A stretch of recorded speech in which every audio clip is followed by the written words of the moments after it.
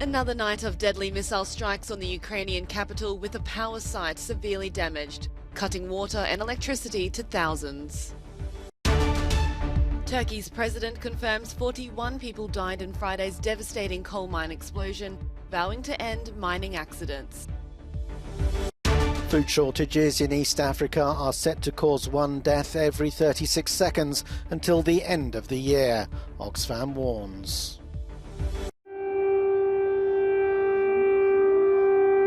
Early morning air raid sirens ring out across Maidan Square in Kyiv. A common scene when Russia launched its full-scale invasion in February, but this is nearly 8 months on. And Moscow has been launching deadly missile strikes on the Ukrainian capital. This week's wide-ranging attacks have hit residential buildings, killing dozens of people as well as power stations and other cities far from the front lines of the war. The mass bombardments, Vladimir Putin says, are in retaliation for an explosion on a Crimea bridge. As regions in southern Ukraine that were illegally annexed by Russia remain a focus of fighting, the first group of Russian soldiers have arrived in Belarus,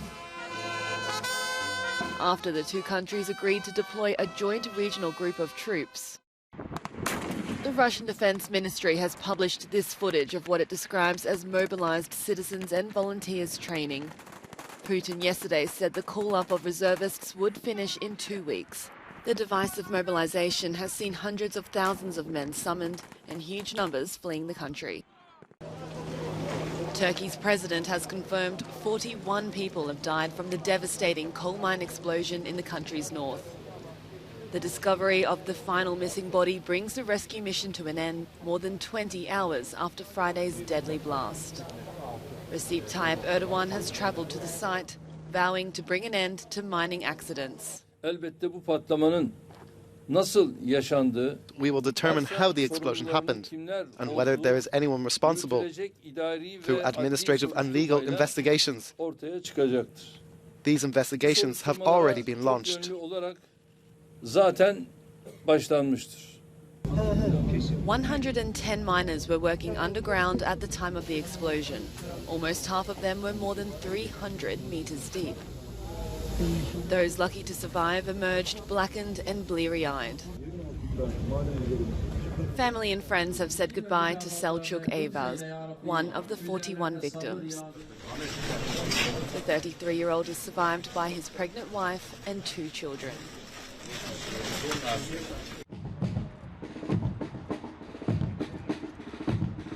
Hungarian Prime Minister Viktor Orban warned of serious dangers at the country's borders during a speech at the swearing-in ceremony of new army volunteers and the handover of the first German-built Lynx combat vehicle on Saturday.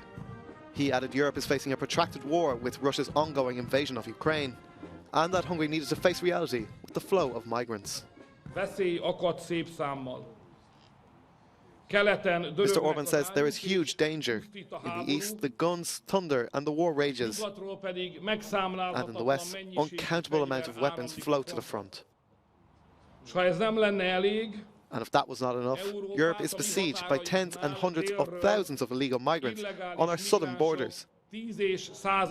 Armed groups of them are roaming the countryside.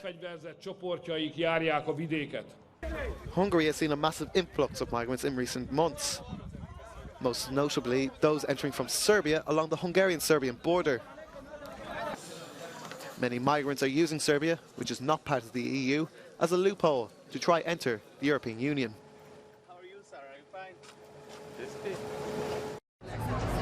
Hundreds of teachers went on strike in Hungary, and small other protests have been organised around the country. But the main demonstration took place in Budapest. Thousands of people demonstrated on Friday evening for the improvement of teachers' working conditions. Many of the participants were students, but many teachers also took to the streets. Én is tanár vagyok, 2 éve végeztem az This egyetemen, recent graduate says she's now juggling 3 jobs. One of them is the, quote, house of terror behind us. She doesn't want to put that strain on herself for the rest of her life. The government promised a pay rise on Thursday, but that was not enough for protesters who want a comprehensive reform of the education system. And many are simply fed up. Igaz, hogy túlterhelten, de a This teacher gyerekekkel says tök jól it's el true that lehetett I have lenni, been viszont overworked and it damages the teaching time of nagyon-nagyon children. rossz munkakörülmények között, nagyon-nagyon rossz He says he's tankönyvekből. working in very bad working conditions. Nagyon-nagyon fáradt voltam, There is a tehát lot of eszméletlen sok overtime and no extra túlórával, pay és to ehhez compensate. képest nagyon pici fizetéssel. The crowd marched from Hero Square to the Ministry of Interior on Chesney Istvan Square. It was accompanied by parallel rallies in several rural towns. The next big teachers' demonstration will be held in the capital on the 23rd of October.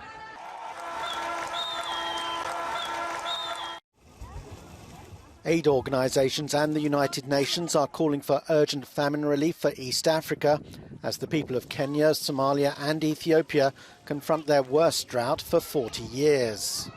Oxfam says food shortages are likely to cause one death every 36 seconds, while the United Nations Food and Agriculture Organization says help is needed now. We should not wait for a famine declaration to act, because then it will be too late. We know from 2011, when we faced a famine situation and a famine declaration, that by the time the famine was declared, half of the 260,000 people who died had actually already died.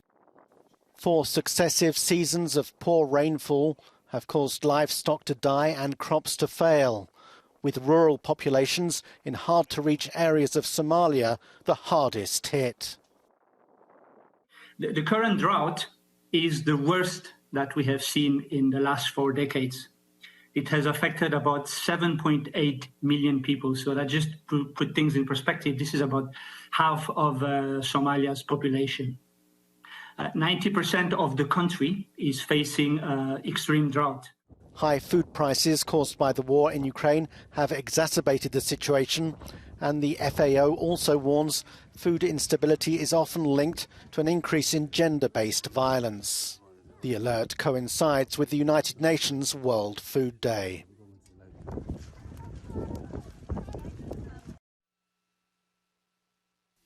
Four astronauts have returned to Earth in a SpaceX capsule following a 6-month mission on the International Space Station.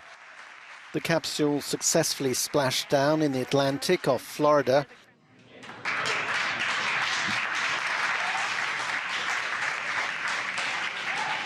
The homecoming had been delayed by wet and windy weather.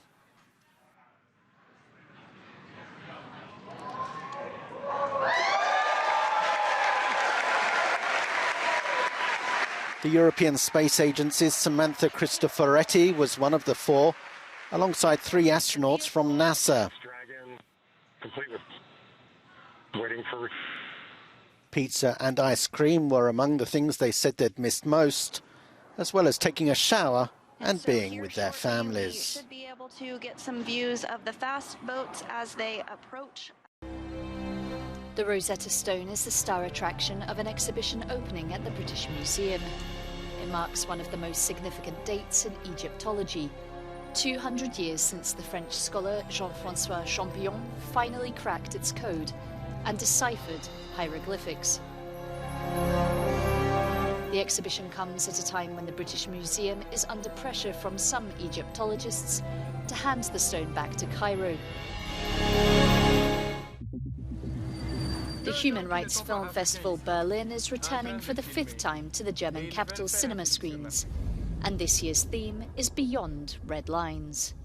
The festival is taking a stand on human rights, children's rights, climate protection, and peace in times of war. The programme is broadcast across 8 theatres, and a selection will be streamed nationwide. Many of the directors are there in person for discussions with the audience after screenings. French artist Fabienne Verdier has joined forces with the Musée Unterlinden to present her latest exhibition.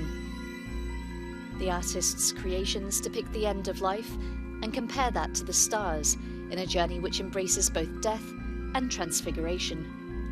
Her spectacular installation Rainbows is the conclusion of this journey. The exhibition runs until the 27th of March.